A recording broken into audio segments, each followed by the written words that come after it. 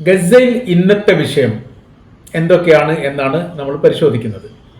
ഭക്ഷണ വിതരണവുമായിട്ട് ബന്ധപ്പെട്ട് വിപുലമായിരിക്കുന്ന സംവിധാനങ്ങളാണ് ലോകത്തിലെ വ്യത്യസ്ത രാഷ്ട്രങ്ങളുടെ വലിയ എതിർപ്പ് പ്രകാരം ഇസ്രായേൽ അനുമതി നൽകിയത്.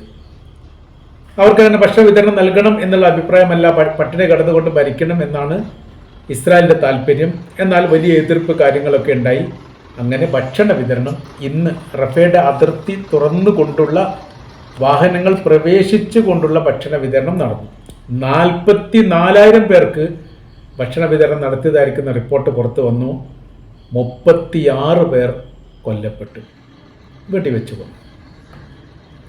ഒരു ഭാഗത്ത് ജീവൻ നിലനിർത്താൻ വേണ്ടി ഭക്ഷണ വിതരണം നൽകുന്നു, മറ്റൊരു ഭാഗത്ത് ഈ വിഷയവുമായിട്ട് ബന്ധപ്പെട്ട് വെടിവെപ്പും കാര്യങ്ങളും ഉണ്ടാകുന്നു. അങ്ങനെ ഇന്നത്തെ റിപ്പോർട്ട് GPT ഒക്കെ അത് കൃത്യമായ രീതിയിൽ പറയുന്നുണ്ട്.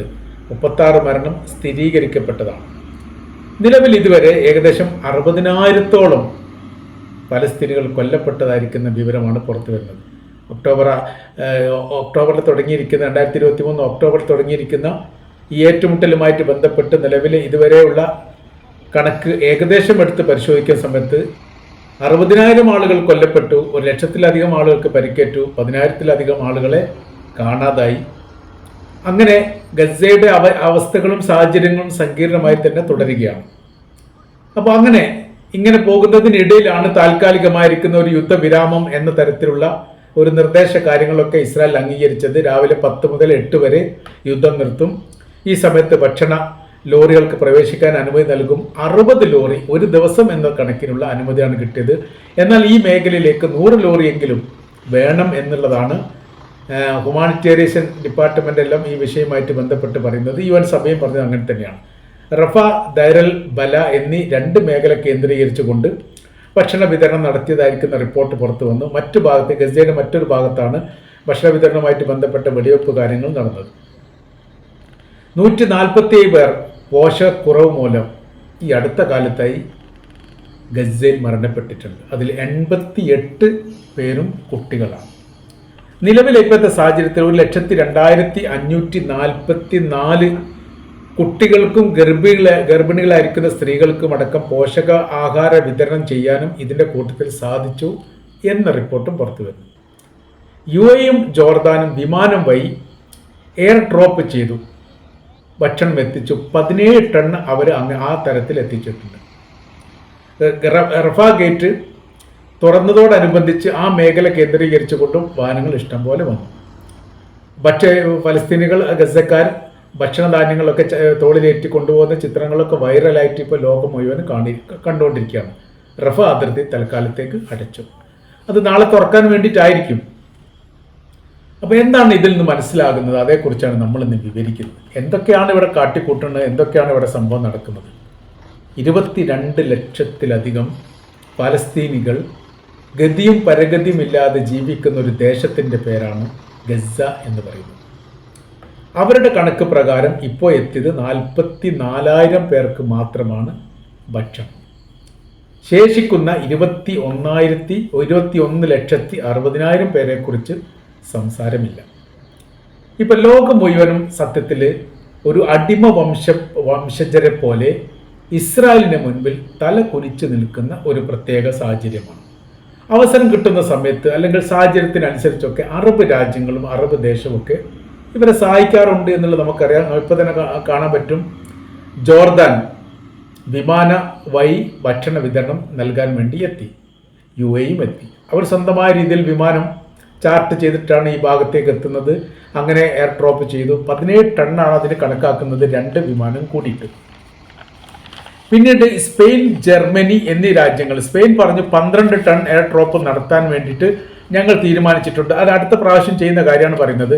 അതേപോലെ തന്നെ ജർമ്മനി പറഞ്ഞു ജോർദാനുമായി സഹകരിച്ചുകൊണ്ട് എയർ ഡ്രോപ്പ് ചെയ്യാൻ വേണ്ടിയിട്ട് ഞങ്ങൾ താല്പര്യമുണ്ട്, അതുമായി ബന്ധപ്പെട്ട കാര്യങ്ങളൊക്കെ ഞങ്ങൾ നീക്കുപോക്ക് നടത്തുകയാണ് എന്ന് ജർമ്മനിയും ഈ വിഷയമായിട്ട് ബന്ധപ്പെട്ട് പറഞ്ഞു.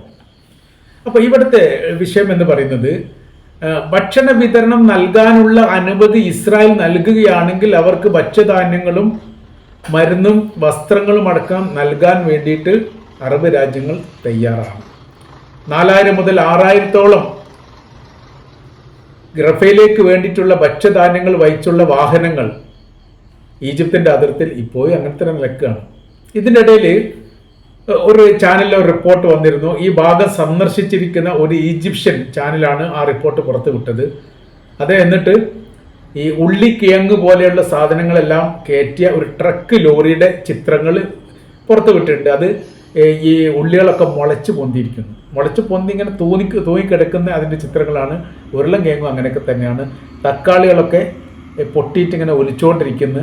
അങ്ങനത്തെ ഈ ഇവർക്ക് ഗസക്കാർക്ക് ഭക്ഷണവുമായിട്ട് വന്നിരിക്കുന്ന വാഹനങ്ങളെ അതിർത്തി കടക്കാത്തത് കൊണ്ട് അവരങ്ങനെ തന്നെ അവിടെ നിന്നിട്ട് ഈ വസ്തുക്കൾ ചീത്തയാകുന്ന അല്ലെങ്കിൽ മോശപ്പെടുന്ന രീതിയിലുള്ള സാഹചര്യങ്ങൾ നിലനിൽക്കുന്നു. എന്നിട്ടും ഈ വിഷയത്തിൽ ഒരു അടിയന്തരമായിരിക്കുന്ന ഒരു നിലപാട് എടുക്കാൻ വേണ്ടി സാധിക്കുന്നില്ല എന്നുള്ളിടത്താണ് വിഷയം. അറബ് രാജ്യങ്ങളെ കുറ്റപ്പെടുത്തിയിട്ട് പല ഘട്ടങ്ങളിലും സംസാരിക്കാറുണ്ട്. അപ്പോൾ നമ്മുടെ കേരളത്തിലെ മീഡിയകളൊക്കെ പരിശോധിച്ചാൽ അങ്ങനെ പറയാൻ വേണ്ടി സാധിക്കും.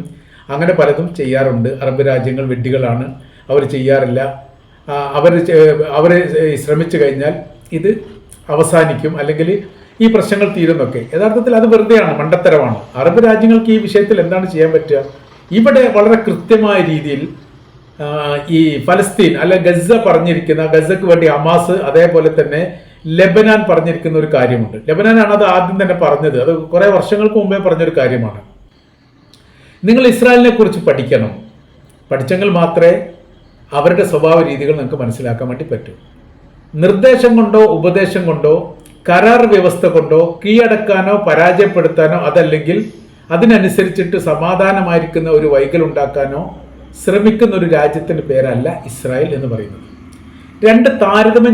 രണ്ട് മൂന്ന് വിഷയങ്ങൾ താരതമ്യം ചെയ്തുകൊണ്ട് അവർ പറഞ്ഞിട്ടുണ്ട്. ബ്രിട്ടീഷുകാർ ഏറെക്കുറെ ജനാധിപത്യ മര്യാദ പാലിക്കുന്നവരും സ്വാതന്ത്ര്യ പോരാട്ടവുമായിട്ട് ബന്ധപ്പെട്ട് ഏറെക്കുറെ അതിനെ ആദരിക്കുകയും ബഹുമാനിക്കുകയും ചെയ്യുന്നവരാണ്. അപ്പൊ ലെബനാൻ ഈ പറയുന്ന കാര്യം 3 വിഷയത്തെ ആസ്പദമാക്കിയിട്ടാണ് അവർ പറയുന്നത്. അതിലൊന്ന് ഇന്ത്യയെക്കുറിച്ചാണ്. ഇന്ത്യയിലെ മഹാത്മാഗാന്ധി ഇന്ത്യയുടെ സ്വാതന്ത്ര്യത്തിന് വേണ്ടി ബ്രിട്ടീഷുകാർക്കെതിരെ പോരാടാൻ വേണ്ടി പല വഴികളും ചെയ്തിട്ടുണ്ട്. ഉപ്പ് സത്യാഗ്രഹം നമുക്കറിയാവുന്നതാണ്, നിരാര സത്യാഗ്രഹം നമുക്കറിയാവുന്നതാണ്.